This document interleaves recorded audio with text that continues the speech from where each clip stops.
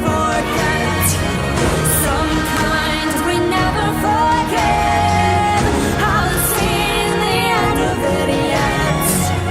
We'll fight as long as we live. All eyes on the hidden door to the lonely mountain road. We'll ride in a gathering storm till we get our long forgotten call. Okay, good afternoon. Welcome to Tac Chat number 48. I'm Dan, your host. My website is spiritualanarchist93.com. That's spiritualanarchist93.com. And as always, I'm going to start this little Tac Chat out by saying no means not, as in many things. But no means not, as in we're not your slaves. I'm not voting. But today's Tac Chat is going to be unpacking Rise from Darkness. Who are they? I realize some people don't like to read. They'd rather hear, hear your voice, right, and describe what the book was about, what it is about. I had an offer to do a project on doing an audio version of the book, so I may do that. I may do an audio version of the book. I mean, I lived that book, so I can pretty much tell the whole thing without having to actually even look at it, but I have a copy of it here just in case I decide I want to jump around a little bit. I'm not going to go in sequential order, but there's a reason for that. A lot of my Tac Chats up to this point have been me addressing my former order followers, and telling you all to go ahead and make sure you use discretion and not follow immoral orders, to think for yourself. And I believe there was just a sheriff's department in Chicago that refused to enforce a gun confiscation law that passed. So that's good news. There are a lot of cops out there that aren't going to enforce the immoral dictates of these social psychopaths that call themselves our elected officials, our rulers, our government, our mind controllers. But today's message to you guys is going to be how you can get thrown under the bus. See, I was hurt in the line of duty in 2012, and that's when this adventure, this odyssey started 11 years ago. So in the past, I've addressed you guys in that manner, you don't follow immoral orders. I'm going to just talk to you and how they will throw you underneath the bus. See, folks, what happens when you work for a law enforcement agency, if you've pissed some people off, and I did, because I initiated certain inquiries and investigations into patient neglect and things like that, and that doesn't make you any friends in the higher up places. And I still got emails and other things. It was suspected. Just extra patrols in certain areas. But I didn't have too many friends there. So when I got hurt, the upper ups didn't want to help. So I went straight to the head honcho, straight to the director. And that jumping chain of command like that, they don't like that. They don't like that. So it turned into a very contentious workers' comp claim, to say the least. And I'm going to get into that actually in part 2 of Unpacking Rise from Darkness. And I'm also going to talk about listening to your intuition and not paying attention. You want to disregard a little bit that screaming anxiety that you have about the future. And anxiety is usually loud, and it's about a future that hasn't happened yet. It is fear-based, but it's not right in front of you, and it's always loud. I'm going to talk more in depth about that, and listening to your intuitive thoughts, which are usually quiet. And that's going to come, next Tac Chat. This Tac Chat, I'm going to be talking about. I'm going to just start unpacking it. Let's see here. So, Rise from Darkness, Who Are They? Originally was going to be a book, just a in general self-help book, how to get over unhealthy coping mechanisms. I started off in this book talking about my childhood, which was a kind of an abusive childhood. And it was really weird because when I was, recalling the stories, which I recalled some of them in my first book, Violence and Ego, I thought I was healed, and some stuff popped back up. So obviously I wasn't healed when these things popped back up for me. So I had to work through these things again. Okay, and it was cool because I was able to finally really confront some things and actually put them to rest and heal them. But I didn't talk about the childhood, abuse and things like that. I don't want it to be like some vomit of self-pity. What I wanted to do was paint a picture. And I'm working on a third book with a partner, and it's going to be about psychic phenomenon and some of the supernatural things that I've witnessed, and simply natural, and synchronicities, and the importance of getting back to nature. Our senses are being dulled by the internet. Our senses are being dulled by perfume. Our senses are being dulled by all this technology, which is awesome to have. It allows us to do some pretty awesome things. It's a tool like any other tool. But I really, really, truly believe technology is betraying us. And we're being betrayed by some psychopaths who are using the technology to betray us in many ways. In many ways. So the reason why I talked about that kind of stuff is because I've, last several years, okay, I've started to develop what I would call, what I've been told is called clairaudience. It's just great, right? The ex-Marine hears voices. And claircognition, claircognitive, which means sometimes I'll know something and don't even know how the hell I know it, and then it comes true. I still don't like it. But anyway, I wish I was clairvoyant. I wish I could tell the future. I can't. So some of the things I dealt with in this book had to do with shamanic animal spirit guides, animal totems. I think there's a lot of shamans being created, and I'm going to get into why I started getting all these signs from nature as part of my spiritual awakening. And as a kid, being abused, the main thing I wanted to get to was, I'm also an empath. I can literally take on someone else's emotions and feel them to the point where I don't like it. I don't like it. But I'm not one of those empaths that, I do need to be alone sometimes, but at the same time, a lot of people call themselves empaths. There's a difference between being a real empath and being a human being that can just show empathy. All human beings are capable of showing empathy. At least the ones that aren't narcissistic sociopaths, like our elected officials. They could fake empathy, but real empathy, and not most human beings can have real empathy. So most people develop the empathic ability usually as abused children, because your ability to read your dad's or mom's or stepdad or whoever's taking care of you as a child, your ability to read their intentions and emotions, your safety is predicated on that. So I started becoming an empath because of that, and it helped me in police work. It helped me understanding what people's intentions were for me. Besides these other things that have started to develop that I just call gifts. And with that being said, I want to just say, as I start to unpack some of this stuff, I'm telling the truth. You can believe it or not believe it. It's up to you. You judge for yourself. I'm not asking you to, accept everything I say. Just don't outright reject it. Listen to it. I know I'm not the only person that's gone through this. I can't be. I thought I was going nuts.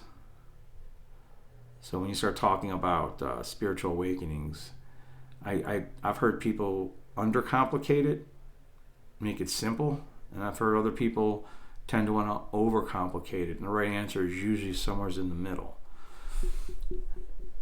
And I talk about this in the book on how my spiritual awakening was it was an unconscious spiritual awakening. I've had a couple dark nights of the soul. And when I started to experience this was in direct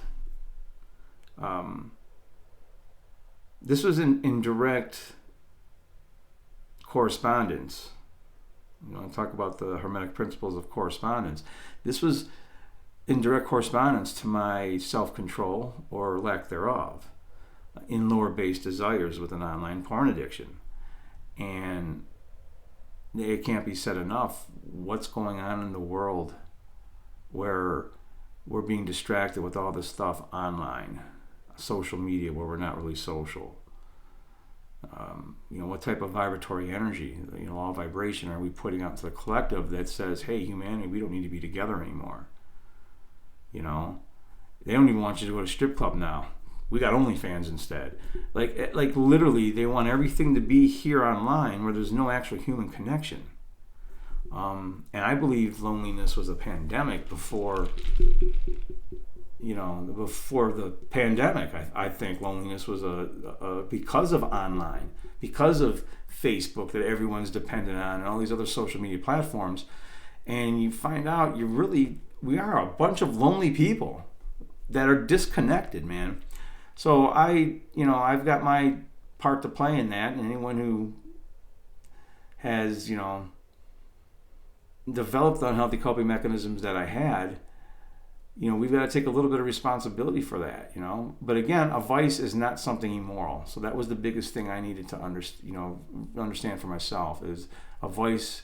You're not some immoral piece of shit because you had a vice. It's a vice that's not bringing harm to anybody, But the main thing that's just hard to believe, for me even still, was the animals that started talking to me. There's no other fucking way to put it. And I don't want to say like they started, coming to me and saying, hey Dan, how's it going? Hey, how's your day? What you have for breakfast? It's not like that. It's more of like a telepathic thing, and they come to you at certain times. And at first, I didn't realize, what was going on. So this is what the book is, Rise from Darkness, Who Are They? It took a different turn in 2020 when the worldwide PSYOP started. And having worked for the government on all the levels I've worked on the government, okay, I worked for the military. I was in the Marine Corps. I was in the infantry. Not deployed, but I was still pretty highly trained. When I was a civilian, one of the government medical facilities I worked in, I had to deal with a lot of people with PTSD. I had my own PTSD from certain things in law enforcement. I can tell you horrific stories that have been told to me. And when you're in this field, anyone who's in a field of actually listening to others, or you're trying to, because I always was good at, and one of these days I'll probably, maybe a redacted version, I will show my employee evaluation, my very last one, all of them, but I was above average, excellent, I guess, the highest level you can get, in two areas on that job. One was training. Well, I was a training officer, so of course one was going to be training. And the other one, believe it or not, was community policing and being able to talk people down, because I didn't want to have to fight with people. So I had to de-escalate a lot of people who were in crisis, a lot of combat vets who were in crisis. And even though I didn't talk Fallujah or Iraq, I still knew how to talk Marine. I'd still been shot at and shot. I'd still been in some chaotic incidents. So I know what these guys were kind of feeling a little bit. So I usually was able to develop a rapport with them and talk them down. Anybody who's involved in, and I wasn't a psychologist, but I was the first responder, they're calming them down after somebody pissed them off on purpose most of the time. That's a whole other story I can get into. Why not get into it? Why not explain it?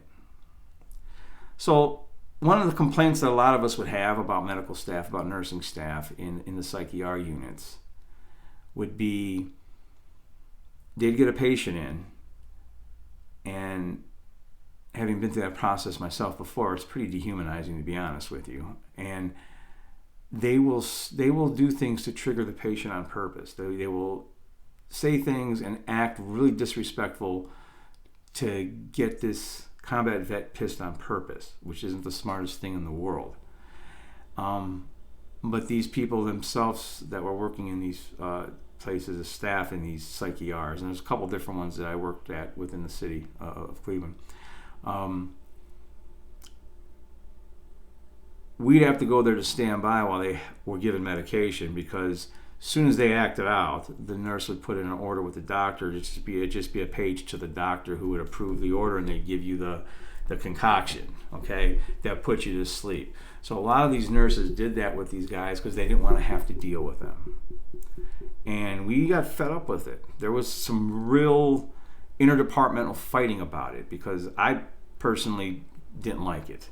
So that's some of the stuff that they did with these combat vets that I had to, I'd then go and have to talk them down in full-blown crisis, ready to kill somebody. And they're not the easiest people to deal with. I know, I'm one of them, but I wasn't, in combat. But anyway, that was one of my little pet peeves, one of my little aggravations, one of the things I started throwing around some investigations about and did some questioning, and they didn't like that. Again, as we've seen, this is on a smaller level, but I see on a bigger level how the government uses its law enforcement entities as their own personal thugs. And that's basically what they wanted me to be, and I wasn't. I wasn't anyone's police, as far as I was concerned. I was a peacekeeper, and I felt like I was the police for the oath I thought I was taking to protect and serve, which was another big pill for me to swallow when I realized I was in the wrong employment, and I'd spent all these years thinking I was doing something, and that might be why I'm on here now, doing this now. It might not be, but I was writing this book before the PSYOP started in 2019. I was headed down this path. I just got a little more intricate in this book because of what went on. Sun Tzu's Art of War says if you're going to talk against somebody, especially like something like the government, if you're going to disagree with somebody, if you got trash, put it on the street. Then they can't use it against you later. And part of what happened in this book is they used some of my trash against me, or they tried to. So moving ahead, let me get to my next book. I put the slides in here for a reason, so I would remember exactly what I want to say as I unpack this stuff, because a lot of it's going to sound unbelievable. It's going to sound magical. It's going to sound crazy, like I thought I was going crazy. Spiritual awakenings. I started writing about some of it actually in Violence and Ego. This is the first book I wrote in 2016. This was a catharsis of my career in law enforcement and some of the violence and ego that gets people into violence, that people sometimes will write checks with their mouths that their asses can't cash, and how the ego can get you into a lot of this violence. But I also talk about some real self-defense, real functional self-defense. I talk about the difference between social violence and asocial violence, asocial predators, which is the stuff nightmares are made of. I get really in depth, and how to find a good martial arts instructor that's well-rounded enough that can help you, because a lot of times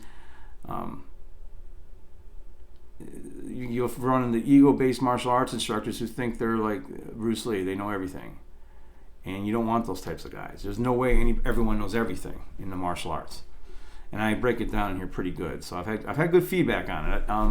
Hasn't sold a lot, but I haven't done any marketing. So if you happen to be bored this winter and want to read a book about martial arts and about some violent things from some guy who used to be a cop, check out this book. Yeah, some people never go crazy. What truly horrible lives they must live. Well, I've had a very interesting one, sir. Very interesting life. I'm going to talk about spiritual awakenings for a minute, because I've heard people try to fit all spiritual awakenings into a box, or they'll confuse shadow work with spiritual awakenings. And this, I couldn't think of a better meme for the kind of spiritual awakening I had than this meme. And I thought I was going crazy. To me, it wasn't some beautiful thing. It wasn't stripping away the layers and all this other stuff that you hear about spiritual awakenings. That's more like shadow work. This was an unconscious awakening because of pattern recognitions, of seeing things based on my self-control or lack thereof. Okay? And self-control is like a muscle. The more you use it, the stronger it gets. So on days I would, not use it, I'd see certain dark signs from nature. On days I would use it, I'd see what I consider to be good signs from nature. I thought I was going literally insane. Man. And then all the synchronicities and things that started taking place, and the psyop synchronicities that I'm going to get into towards the end of this, and in the next part 2, they all turned out to be real synchronicities, even though they started off as man-made psyop synchronicities. Okay, so I know what propaganda, psyops, I know what all these special ops are. I had them done on me, and many years ago, 2013 into 2014, part of 2015. So in 2020, I've been well by all that stuff, but in 2020, when the psyop in the world started, I remember saying on one of my first podcasts, I'm triggered, and I've been triggered every day since. I just understand what my triggers are. I see something, I know exactly what kind of fucking lie it is. I know, excuse my language, but I know what they're trying to do. It comes together like a perfect 3D puzzle to me, and I'm gonna keep talking out against it. But what this is more about is there's a higher force than man, and I have to predicate everything else right now. I was going to say this earlier. I don't have some God complex. I don't have some Savior complex. I didn't want to be doing any of this stuff. I wanted to drink beer maybe once or twice a month around a bonfire, do jujitsu, boxing, and read science fiction books. Okay? Science fiction fantasy books. I didn't want to have to be doing this. I started off, Rise from Darkness, to talk about getting over unhealthy coping mechanisms and spotting manipulators and gaslighters and what all that stuff is, and how to recognize the weaponization of shame, how to combat how to get over shame. I mean, all that's in Rise from Darkness. I'm going to be unpacking that verbally on my podcast for God knows how long, but it might be part 1, part 2. I got 7 chapters. I might do it in 8 or 9 parts. This is just basically like an introduction. In there, I go into all the different research I did on different colloquial religions. And as I started to see the similarities and the overlapping principles in some of the religions, those are what I paid attention to. There was some real, diamonds to be found in some of the overlapping theology, quite a bit of it. But this right here, to me, is what my spiritual awakening was. It was very confusing. I thought I was going crazy. I cried several times, for no reason. Couldn't sleep, and the things just kept happening. And I played with it a little bit. I wanted to see what the hell was going on. So in 2017, I got a bad back, and I was paralyzed. And thank God it's gotten better. But at that time, I was in the hospital for 7 nights and 8 days. 7 nights and 8 days. And I couldn't walk for 7 of those days. Finally, on the 8th day, I was able to ambulate a little on my own, and they sent me home. But the medications they were giving me, the steroids, the Dilaudid every 3 hours. Oh my God, because the pain was just unbelievable, okay? And it's funny because I had to deal with a little bit of a psyop in there. They brought me down to an MRI late in the evening, thinking that at the end of the evening I would be in less pain, and I still couldn't get from bed to bed. And the dude they sent, I know is somebody who didn't even work at that hospital. These people specialize in it, okay? Anyway, he had to help me get from bed to bed. But I nearly died in there. My breath was given out on me. I mean, opioids have killed a lot of people. And that's okay, though, because, pharmaceutical companies give you opioids. It's okay if they kill you, but, God forbid you go buy heroin from somebody, which is the same shit. Anyway, I can tell you a whole other story with that. But I had almost died. So while I was going in and out of consciousness, I kept having these thoughts that only, love and discernment could drive out hate and fear. And I remember, and I've talked about this before. I talk about it in the book. I've talked about it before. I wasn't afraid of death. I had to accept it. I had died once when I was 6 years old already. So at age 6, I actually died, had an out-of-body experience that I explain in the book. But remember, it's from the mentality or the mentation of a 6-year-old child.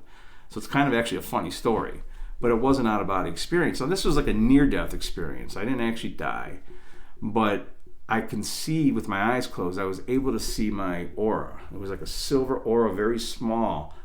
It was under the skin. And I just kept hearing this voice saying, only love and discernment can drive out hate and fear. And I remember this oversense of just love. I mean, it was just love. There's no other way to put it. And I remember feeling a lot of regret for things I hadn't done. And I was telling this to, I always get kind of choked up about it, but I was telling this to this young man, and he asked me if I ever regretted love, and I told him, no, I regretted not loving more. And I mean, instantly answered it just like that. So I have to remind myself, my ego grows back from time to time, and that was a very humbling experience for me. So I get out of the hospital, spent my 46th birthday in the hospital. I get out of the hospital, and this is 2017. Now this was like a second dark night of the soul, one of many, many ones afterwards too. My main first one was a orchestrated one, and that's in 2014. And I'm going to get to that towards the end of this show. So I get out of the hospital, and I remember the next day doing the dishes. And I had a dishwasher, but I was like, no, let me just do the dishes. So I was having the time of my fucking life doing the dishes because I was alive. And it was a nice day. It was spring, and there's like this. I got a window by the sink, and right outside there's a fence, pretty low to the ground. A chain link fence, small tree, and this blue jay like lands there, and looks right at me, and then starts chirping crazy at me, going nuts. I'm like, what? Its head going up and down and everything. I'm like, that is odd. That was just the first of things I started to notice at that point. With animals.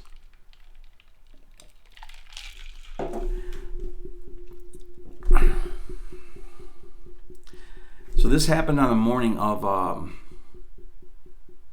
this was the morning actually of May 25th. I couldn't sleep that night. I'd been up since like 12 o'clock at night. I maybe slept 3 hours. And I was getting a lot of that. And part of that was because I was coming down off the steroids and stuff. So you're just kind of like hyper. But I'd wake up in the middle of the night and start reading. I'd start, researching. I just couldn't go back to sleep. So I went outside, and it's probably, at this point in time, 5:30 in the morning, 5 in the morning. And I'll play it, because I thought it was beautiful. I decided to record it.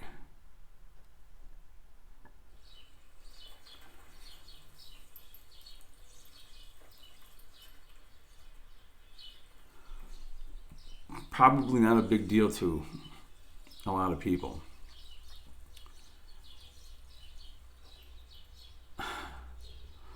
When you're out there hearing it and you realized, wow, that's something I can hear in nature's music every morning, you won't appreciate it till you almost die. So that was part of how that awakening was starting to go for me. I was starting to notice things that probably were always there, trying to communicate with me, but I wasn't ready to hear it yet. Because I believe more and more shamans are being born now. I believe more and more people with psychic abilities are being born now. This is one of those claircognizant things. This is also from research, so it's a little bit of both. I really think within 3-4 generations, humanity can be at a much higher level of consciousness organically, and I don't think they want that. I think they want us to be digital slaves. They don't want humanity to develop, telepathy and things like that, and this is going to get out there. But this is all from research and my own personal experiences that I've had with what I consider to be supernatural, that I now call simply natural.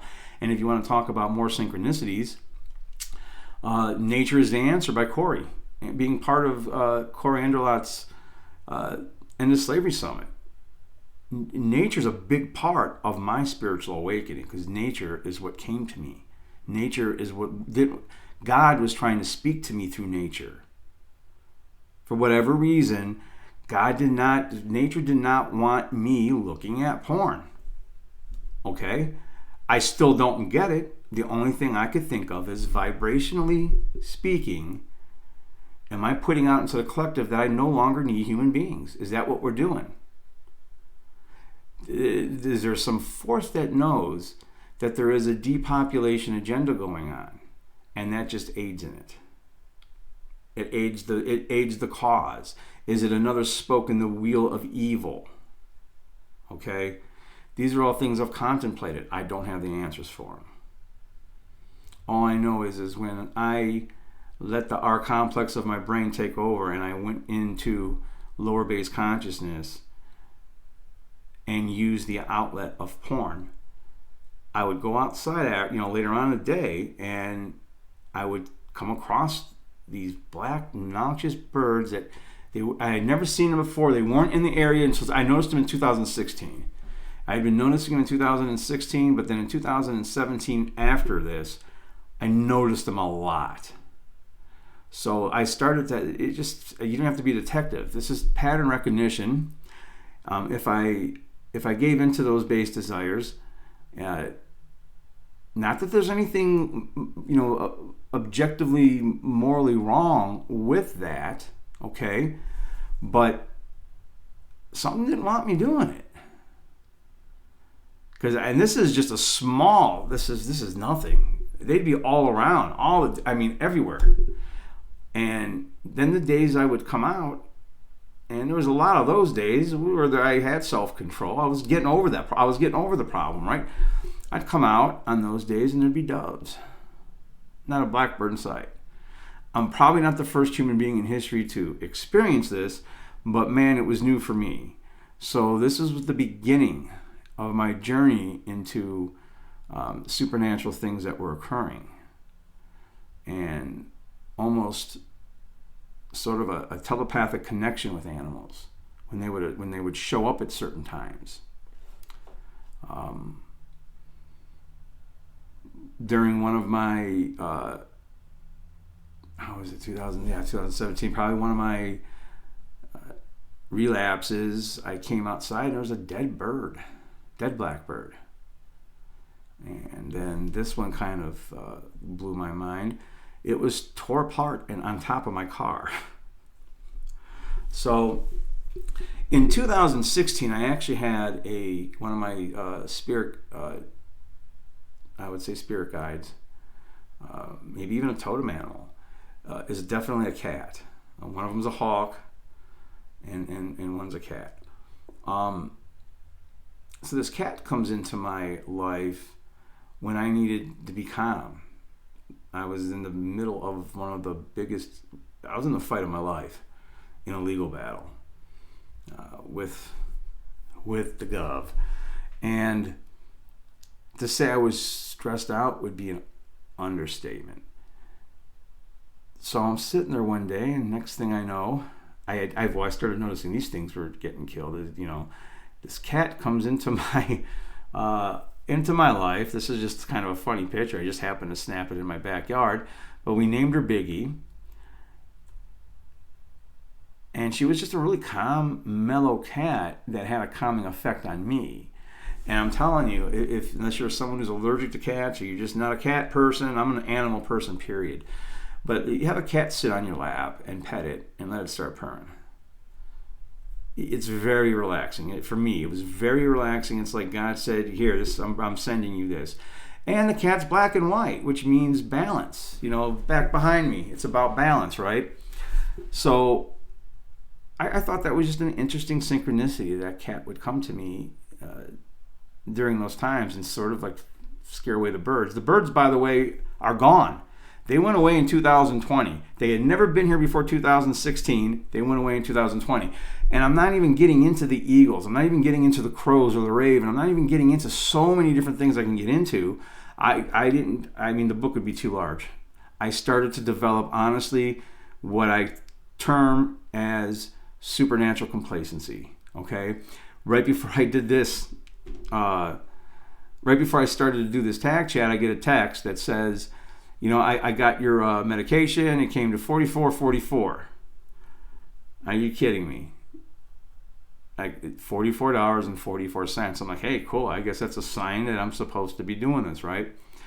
And, I've talked about, like, in my beginning podcast, I wasn't quite as good at them as I am now, but I still have problems talking into this dot, right? At the same time, I haven't done as many interviews as I probably could be doing or should be doing. So I am doing another one this Saturday, and anyone who's listened to any of my podcasts, but then also listen to me do an interview with somebody, when I'm talking with a live person, I'm definitely different. This venue is still different for me, so it's kind of funny because I need to do more tack chats with actual human beings. So I'm planning on doing a lot more interviews, either on my show or on other people's podcasts. But then at this point, nature in general just started waking up to me. The squirrel comes right up to me. Okay, this wasn't zoomed in. This was pretty close. I had this hawk or eagle that's not full grown yet land on my roof. And that was just in the spring. It was in March of 2020. So it was like nature was saying, okay, it's time to grow some balls here and get some courage. Because that is a pretty tough bird of prey.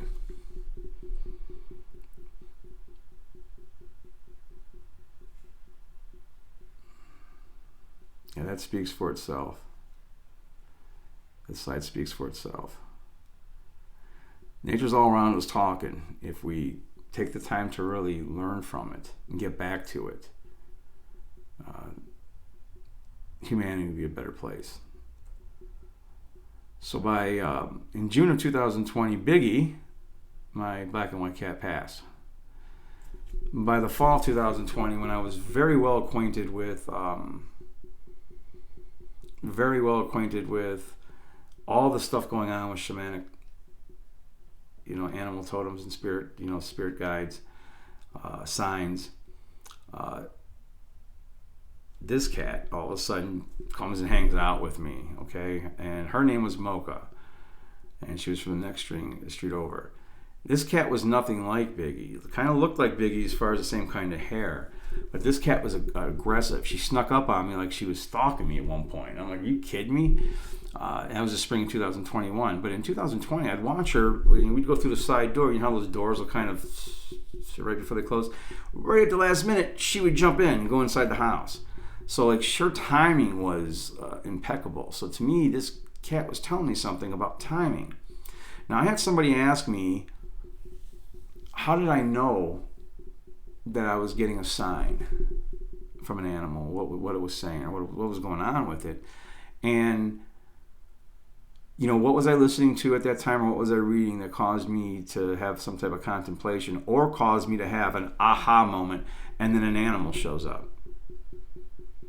and is acting weird?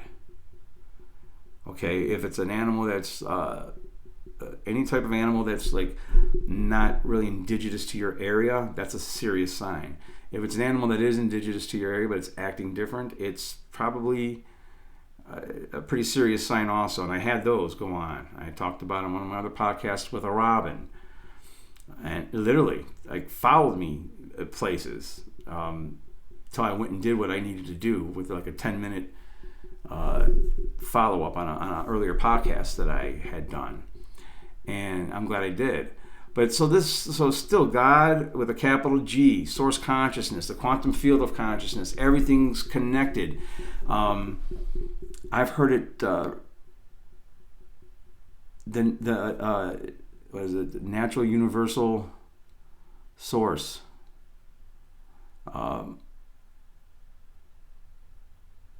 I don't really know how to describe it other than it is something that's metaphysical. It's something greater than man, and we're all interconnected, and the animals are trying. It's almost like the movie, seriously, I probably sound crazy. It's almost like the movie Avatar, where the animals actually come to the aid of the Na'vi. It's almost like that.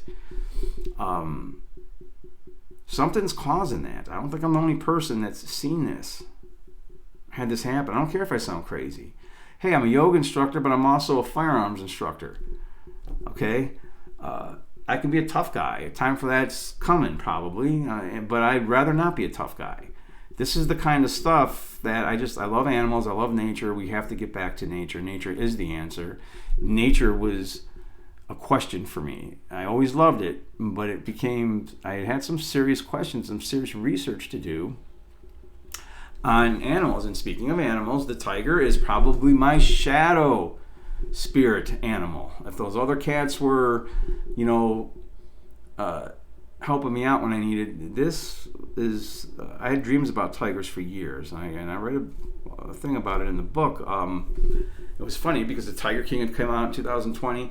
But something I wanted to also show you guys is, when you start to experience these things and through pattern recognition you start to see them, you're a fool if you don't research. So it was research that brought me to, Anarchadelphia. It was research that had me looking up Hermetic principles and how I came about finding Hermetic principles. Odysseus's 10-year odyssey, 20-year odyssey, but his 10-year odyssey to get back to Ithaca kept popping up. Okay, that imperfect hero, right? Or whatever. I started to read that. I had to read that. And when I came across Hermes, I got distracted by Hermes, and all kinds of things just started happening after that. But one of the books that I bought, and you can see I still have a bunch of them. I still keep markers in them because these are research material. You go back to them. This isn't something. Some people might be able to just memorize the whole book. I can't. But this is called Animal Speak: The Spiritual and Magical Powers of Creatures, Great and Small. It's by Ted Andrews. It's a pretty big book. It's thick, big book, very informational. After I had experienced all these things from 2016 up until 2020, I finally, when I started training with my psychic mentor, she told me to get this book. So I got this book in the spring of 2020 during the pandemic, and it was a good read. I wasn't able to put it down. But what I want to talk about now with this guy here is my dark night of the soul. My dark night of the soul. My man-made synchronistic dark night of the soul. Where I found myself in a volunteering to go into a psych ward. It started off in a psych ER. And, you want to talk about Tales from the Crypt. Those who are old enough to remember the premise of Tales from the Crypt was always something ironic. I found myself in the position that so many patients had found themselves in. So I go in there, I get strip searched, and staff was scared. They knew me. They had one sergeant come in because I liked him, and I would never hurt anybody. I would never hurt this big goofball. They have him come in there, and he's like, easy. I wasn't feeling very well, to say the least. But I would have never done that to him. I later find out, well, first off, they want to I don't want to talk to anybody. They start wanting to get ask me questions. I said, I'm not talking to anybody. So they come up to the point where they want to give me the cocktail. That moment of truth. Should I take it or not take it? I let them give it to me. I was a little excited, hyper anyway, and I knew if they gave it to me, it would make them feel better. And I only say that because, they knew who I was. They knew I was a defensive tactics instructor. I'm not going to pretend like I'm Bruce Lee or this baddest ass martial artist that ever lived, but I'm not going to be fake humble and act like I suck either. I'm pretty good at it. I've been doing it since I was 10. And, they'd certainly seen me effectively restrain many of people. So one of the people on the department who I would say was a big part of this Game of Thrones, very afraid that I was going to get promoted over him. There were so many people worried about I was going to get promoted, and I wasn't even fucking putting in for the promotions. So much backstabbing that was going on. Real serious Game of Thrones. He actually said to the captain, "This is Dan we're talking about. What are we going to do? We got to have a plan in case he fights. What are we going to do?" The captain's like, "Well, just pepper spray him, hope for the best. Make sure someone stays back. That'd be the person with the gun." So I really think they were hoping. Not all of them. I think some of them were hoping I would fight. Just to bear in mind, on paper, with the level of training that I've had, and as a trainer, their threshold to use deadly force, or deadly violence, I should say, on me, would have been a lot lower than on other people, because there's that known factor. They knew about me, right? You don't know that necessarily with a stranger. If cops are trying to wrestle Mike Tyson down, it's Mike Tyson. You know the dude. You know the dude. Everyone knows the dude. I'm not saying I'm him. I'm just saying they knew that I've had training and I was their trainer. So I had a feeling they were going to try to, do something else. This was after the fact. Plus, they had me in a PIV office. They moved the whole room into the hallway where the morgue was at after I got into an argument with someone down there. The whole thing was seriously fucking fucked up. That's the only way I can put it. I don't talk like that in the book, but it's the only way I can put it. So I took the shot, and then I ended up taking another one later on. Okay, I was in that ER for 8 hours. Then they shipped me off to a other facility, and they gave me a shot as I was getting to the ambulance. So now we're on shot number 3 in 8 or 9 hours to calm me down, to keep me sedated, to keep me, whatever it was they wanted. And then we get to this place, and I had worked in a prison, so I don't think I was strip searched that time. No, I wasn't strip searched, but they put me in this it's like a cell. It's basically like a strong room cell. They called it a strong room, and it's like a cell. And only thing that door was missing was a food port, but it was big, thick, like a prison door. They came in, and some dude, I was like half out of it. I remember them giving me 2 shots. And then everything went to hell. The walls were coming alive. I was seeing demons come out of the walls, clawing at me, and their mouths were coming open. I felt like a demon was coming out of my chest. Like, I literally felt like I was bending myself in half. It was crazy. I felt like my face was contorting. Like, everything was I was just going crazy with what I was seeing. And these demons were like it was nuts. There was one, I knew something's up here. I'm really hallucinating, okay? People ask me, well, you've had some training, so you knew you were hallucinating. No, I just smoked pot when I was a teenager, so I know what a hallucinogen is. And this was just an extreme, very extreme hallucinogen where I'm having basically a very bad, intense trip. And it was crazy when I think back on it. And I remember those cameras that were up in the walls. They all looked like the Eye of Sauron from the Lord of the Rings. Like, it was fucking nuts. And the demons coming at me. And I really felt like I had a demon coming out of me. I mean, it was insane. It was just insane. And maybe this beast was coming out of me at that point. So I thankfully fell asleep. And I woke up several hours later, and things were still moving, but it wasn't as bad. I was able to function now. And I walk out into the main area, and there's one guy sitting behind the desk. And he's the guy I recognized from earlier, even though I was out of it, giving me fucking shots. And I figured for me, maybe they had just this big nurse in there. He's a big dude. But he didn't... I've worked in hospitals at that point in time for like 15 plus years. This guy did not fit any... I did not get no nurse vibe from him. So I walked up to him, and he's got all the monitors. He could see into the strong room or strong cell that I was in. And by this point in time, I knew they had given me something. So I said to him, "You probably had a pretty good show, huh?" And he was like, "Freedom of movement." What the fuck did that mean? Okay. All right. So that was the last time I seen that guy for the rest of my time there. I was there 8 days and 7 nights. So now we've got 2 7s again, 2 8s again. Never seen that dude again. The next morning, they were asking me questions. You go before this panel, and you've got and I had witnessed this many times. I had been in there many times to actually do, staff safety while they were questioning somebody.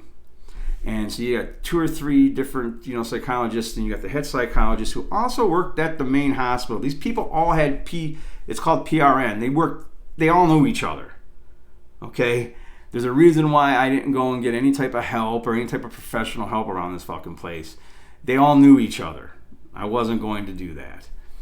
I can get into more of that stuff. Now, there was one nurse there, and I recognized him from the federal medical facility, but he was a nice guy. I remember him smiling at me as I'm spilling my guts. I was spilling my guts to them about how I felt guilty about looking at all the porn I looked at, and I got daughters and blah, blah, blah, blah. And I started talking about what they were doing at the job and all this other stuff, and he was just very happy that I was opening up, right? So like they were asking me this line of questioning, and I'm answering the questions immediately, and we got to face it. People usually are human lie detectors to begin with, to a degree. I think everybody can tell if someone's bullshitting you or not. But psychiatrists and psychologists know what to look for. They know what questions to ask. They know what questions to ask. What type of body language is the person showing? I know I've probably shown some insecure body language in this. I've probably shown some open body language in this. I've probably shown some self-soothing body language in this, okay? I'm a master of body language also. I was well trained in it. So this psychiatrist, well trained in it also. So they ask you this line of questions, and they get a sort of a baseline on your answers. The very last question they asked me, they already knew the answer to it. He asked me, are you hallucinating now at all, or were you hallucinating last night at all? And I said, no, not at all. Of course I was, and he knew I was lying as soon as I said it.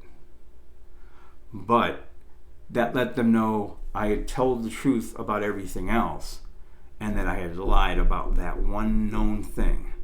They knew that I was hallucinating because the motherfuckers gave me shit. And the effects of whatever they gave me lasted like nearly 3 days. So there was they gave me 2 shots. One of them was really intense, and then it went away. And then the other stuff they gave me, it didn't totally go away for 3 days. I still could see the demon in the wall, but it wasn't moving anymore. 2 days later, I could still see the demon. I'd laying on my bed, but it wasn't moving. So it started getting better. And then by like the 3rd day, midway through the 3rd day, things were completely normal. I remember the day that I got discharged, the doctor said, yeah, you had your recovery for as bad as you were when you came in, you were really bad. It was a very fast recovery. I've never seen it. It's quite remarkable. I'm like, yeah, it is, isn't it?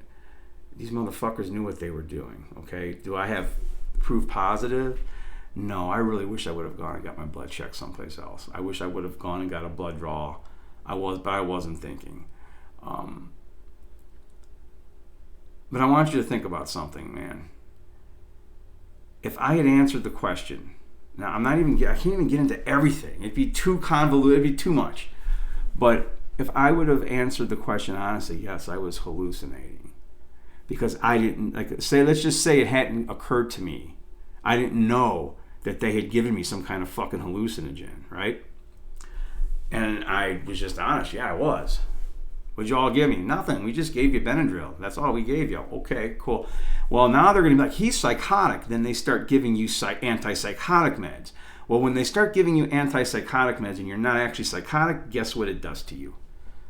It turns you psychotic. So they were trying to get this veteran by himself to admit something, and then they would have fucked me up bad, all because they didn't want to pay me a partial disability retirement.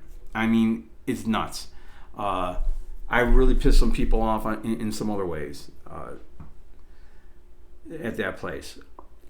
So what I'm getting at is to my my former ex-order followers, when it's convenient for them to, they will throw you under the bus. Okay, they will throw you under the bus. So that was my first dark night of the soul. and I detail it all in the book after I talk about my childhood and some of the things that led up to this, and the workplace accident, and the subsequent year psyops after the accident. And I'm going to get into all that in my next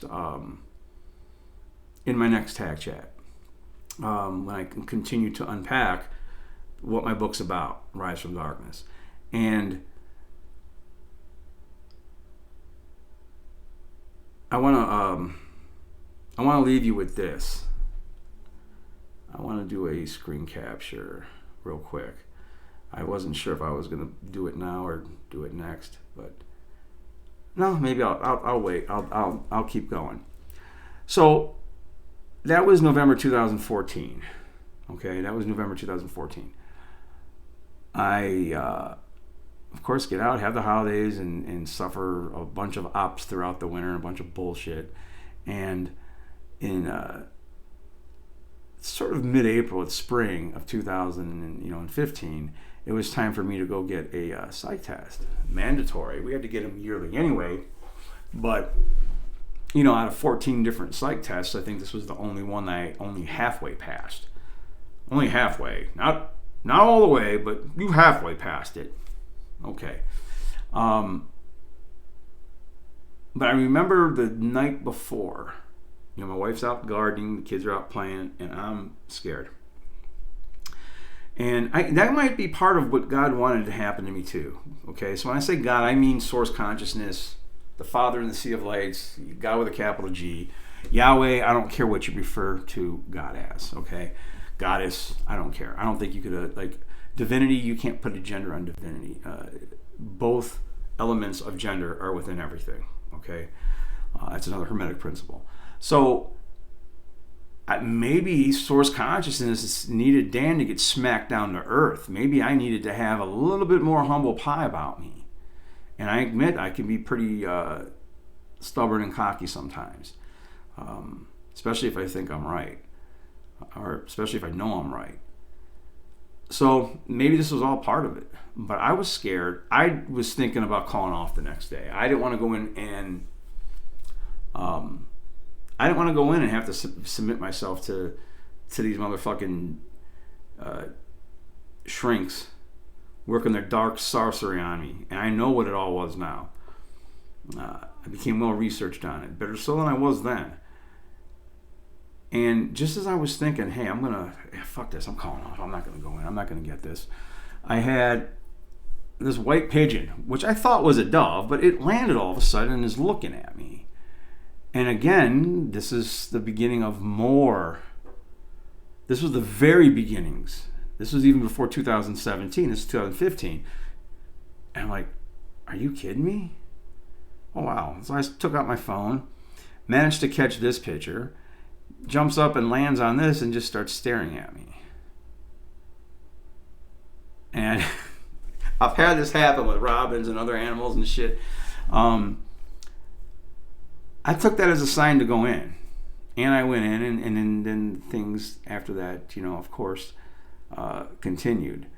But I want to show you my latest, anyone who knows me on some of my podcasts, how pissed off I get, or if anyone's read some of my rants on Facebook, getting stressed about what's going on in the world and really wanting to fight this evil, and sometimes without falling all the way back into unhealthy coping mechanisms. And last year I was drinking, really consciously drinking too much. Once I awoke to what was going on in the world, I wanted to go back to sleep, and it just wouldn't work. So at least that's back under balance. I'm not an alcoholic. But the universe sent me another reminder, another spirit guide, okay, of how to live in the moment, and how to have patience, right? Because patience is needed if I'm going to try to help get people to understand what's really going on in the world. I can't be calling them fucking retards, because I was just as in the dark, right? So I was just as bad. I got to have patience. And I got to live in the moment more. This is what we all need to do, because we're fighting this for a reason. We're fighting this because we want to live our lives. We want to love. We want to have family and friends. We want human connection, right? We don't want to be separated and constantly worried about the future. At this point, not many people are even lamenting the past anymore that I know. Everyone's kind of, they're keeping us at a state, or trying to keep us at a state of fear. If we can vibrate at a state of fear for them, it gives them strength. That's what they want. And they want shame. So they try to get the woke crowd to shame you into doing certain things. I'll just leave it at that. But I had to get the spirit guide that says, hey, dude, you need to live a little bit more in the moment. So let me do my little screen caption here. And where is this guy right here?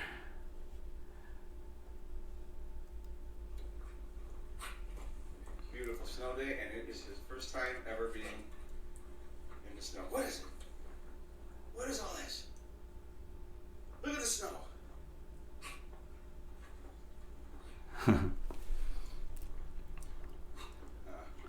It's just gorgeous out today. Beautiful. Beautiful snow day, and it is his first time ever being in the snow. What is it? I think that's pretty cool. Look at the snow. All right, so let's get out of this now. Let's get back to this, and let's close this up. Forgive me, I'm still working on my OBS. I'm using OBS Studio. I'm still working on my knowledge with it, but that to me, okay, I don't know how long I've been going now, but to me that was God sending me another sign through animals. Hey, dude, live in the moment a little bit. That was his first time seeing snow. Just his joy. Like, I'm so thankful to the universe for so many things. So what I'm going to do is I'm probably going to just leave this off. I'm going to leave this off at this.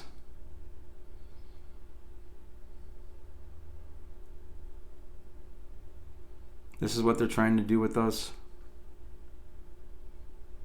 because they fear what we're going to say. They fear that we have this balance between a process that goes about discovering the truth that's known as science, that we know about this process, and that we also have a balance with something spiritual. They don't want us to know that. Okay? So that's Unpacking Rise from Darkness, Part 1. I usually get a general outline, a general idea what I'm going to say, and then I still shoot from the hip. I hope this was informational for some people. My main job, or my main mission, everything I'm doing here is to try to stop this bullshit in the world. I know what's going on. I worked at every level of government. I worked in a closed maximum security prison. I was a cop municipally. I worked, at the state prison, federal government, medical facilities, doctors that would do whatever they're told to do by the suits. Okay, I have audio recordings that saved me. Right, had to play stupid for the fucks. I still got my anger issues. I shouldn't let them out. I'm blessed. Okay, I'm blessed, but I want to just leave it on a good note. Basically, we're blessed, and they don't like that some of us understand the balance between a process to go about finding truth known as science, and also these spiritual beings having a human 3D experience. They don't want that. Okay, so anyways, till next week when I do my next TAC chat. Stay safe, everybody. Stay healthy. Thanks for watching.